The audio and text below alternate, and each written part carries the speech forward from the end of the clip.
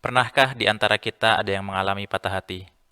Mengapa rasanya patah hati begitu menyakitkan, bahkan lebih menyakitkan daripada sakit fisik yang lainnya? Apa yang terjadi pada tubuh kita, pada otak kita, pada jiwa kita saat kita mengalami patah hati? Mengapa saat kita patah hati, fisik kita juga ikut merasakan sakit? Bisakah neuroscience menjelaskan fenomena patah hati? Saya Rahman Satrio, pada video kali ini kembali lagi kita akan membahas tentang fenomena psikologi dan juga neuroscience, yang kali ini kita khusus akan membahas tentang sains di balik patah hati. Setiap yang pernah merasakan jatuh cinta, pasti ia pernah merasakan patah hati. Fenomena patah hati agaknya sudah menjadi fenomena yang cukup universal, yang ada di berbagai macam tradisi dan budaya di masyarakat di seluruh dunia. Ia tidak hanya terjadi di masyarakat di Indonesia, tidak hanya terjadi di masyarakat barat, tapi juga di berbagai macam ragam budaya. Beberapa penelitian merekam bahwa fenomena patah hati banyak didapatkan di berbagai macam produk budaya, seperti lagu, seperti puisi, cerita, legenda, mitos, dan lain sebagainya. Ia mulai dari kisah-kisah di peradaban Yunani, di peradaban Romawi, di peradaban Aztec, Jepang, Arab, India, Polynesian, Kung, dan lain sebagainya. Pada penelitian yang dilakukan oleh Baumeister dan kawan-kawan yang meneliti tentang mahasiswa-mahasiswa di Amerika, ditemukan bahwa sekitar 93% mahasiswa pernah mengalami patah hati disebabkan karena penolakan. Dan 95% di antara mereka pernah menolak orang yang suka kepada dirinya. Pengalaman seseorang yang pernah mengalami patah hati itu berdampak sangat negatif terhadap emosi dirinya. Pada beberapa penelitian disebutkan bahwa orang-orang yang pernah mengalami patah hati memiliki kecenderungan untuk depresi lebih tinggi dan juga bahkan memiliki kecenderungan untuk bunuh diri atau membunuh orang lain. Kembali ke pertanyaan di awal, mengapa kemudian kita merasakan patah hati? Apa yang terjadi di otak kita saat kita mengalami fenomena patah hati? Dan kenapa tubuh kita juga ikutan merasakan sakit? Nah, jadi pada saat kita patah hati, yang perlu kita pahami terlebih dahulu adalah jatuh cinta.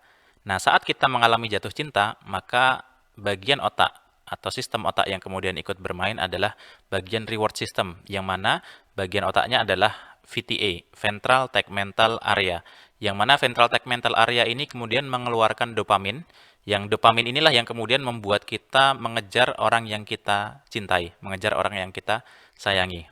Nah, saat kemudian kita patah hati, bagian VTA ini juga sebetulnya masih nyala.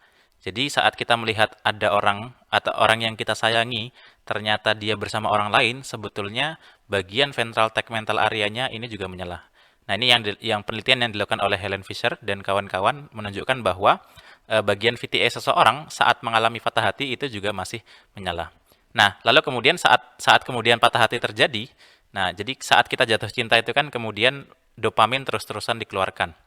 Nah, lama-lama kita ada fenomena jatuh cinta atau fenomena kecanduan. Jadi otak kita lama-lama kecanduan dengan dopamin yang sering dikeluarkan. Nah, prinsipnya sama dengan proses saat kita kecanduan, saat seseorang kecanduan dengan narkoba. Nah, kemudian dopaminnya juga keluar terus-menerus, yang mana kemudian saat seandainya narkoba itu tiba-tiba ditarik, maka dia akan mengalami proses atau fenomena yang disebut dengan withdrawal effect. Nah, itulah yang terjadi saat kita mengalami fenomena patah hati, saat kita kemudian biasanya dopamin terus-terusan keluar disebabkan karena orang yang kita sayangi, saat yang kita sayangi ini kemudian diambil atau tidak lagi available untuk kita, atau kemudian sudah menjadi milik orang lain, maka yang terjadi fenomenanya sama dengan saat seseorang mengalami efek withdrawal atau sakau. Lalu pertanyaan selanjutnya adalah mengapa tubuh kita juga ikut-ikutan merasakan sakit saat kita mengalami patah hati. Nah, jadi saat kita mengalami sakit fisik, bagian otak kita yang bernama anterior cingulate cortex itu kemudian aktif. Nah, bagian anterior cingulate cortex ini juga aktif atau menyala saat kita mengalami perasaan social pain atau perasaan direject, perasaan ditolak. Baik itu ditolak oleh teman-teman sekitar kita, ditolak oleh keluarga kita, atau ditolak oleh orang yang kita sangat sayangi. Pada penelitian yang dilakukan oleh Naomi Eisenberger dan juga Lieberman, nah ini penelitian yang sangat menarik, di mana subjek penelitiannya itu kemudian sedang melakukan permainan main lempar bola melalui game di komputer. Nah, yang mana ada 3 orang yang sedang bermain lempar bola. Nah, subjek tapi tidak tahu bahwa 2 orang yang lain adalah robot. Nah, robot yang sudah didesain. Nah, saat bermain lempar bola, awalnya permainan lempar bola berjalan seperti biasa. Lemparan terdistribusi ke 3 pemain lempar bola tadi. Lalu lama-kelamaan dua orang yang mana sebetulnya adalah robot, tapi orang subjek penelitian itu tidak mengetahui, kemudian tiba-tiba bermain berdua sendirian, tidak melibatkan si subjek tadi. Nah, ketika dilihat bagian otaknya, ternyata saat dia merasa dikucilkan, saat tidak diajak lagi bermain lempar bola, bagian anterior cingulate cortex-nya itu kemudian menyala. Nah, di sini kita bisa melihat bahwa saat seseorang itu mengalami patah hati, saat dia sudah tidak lagi dilibatkan atau tidak lagi bisa bersama orang yang ia sayangi, atau perasaan ditolak, atau perasaan tidak lagi bisa atau tidak dihargai oleh orang lain, maka bagian anterior cingulate cortex-nya ini kemudian menyala. Nah, bagian anterior cingulate cortex tadi yang berkaitan sama dengan saat kita mengalami sakit fisik, ini kemudian juga terhubung dengan vagus nerves atau saraf vagus. Nah, vagus nerve ini kemudian berkaitan atau menyambung dengan bagian seperti paru-paru, jantung, dan bagian-bagian tubuh yang lain. Yang mana mengapa saat kita sakit hati, itu sakitnya juga terasa di dada kita. Nah, jadi kenapa? Karena ada bagian anterior cingulate cortex yang menyambung ke vagus nerve, yang mana vagus nerve itu menyambungkan ke bagian-bagian tubuh kita yang lain. Salah satunya adalah bagian dada kita, paru-paru, dan juga jantung. Nah, selain perasaan sakit yang disebabkan karena anterior cingulate cortex yang menyala, selain itu tubuh kita juga mengaktifkan stress response. Nah, jadi saat kita juga mengalami stress response yang mana yang keluar adalah yang aktif adalah bagian HPA axis, hypothalamic pituitary adrenal axis, yang kemudian dia mengeluarkan tidak hanya adrenalin tapi juga kortisol. Nah, hal inilah yang menyebabkan tubuh kita juga sedang dalam fase alert atau fight or flight ya.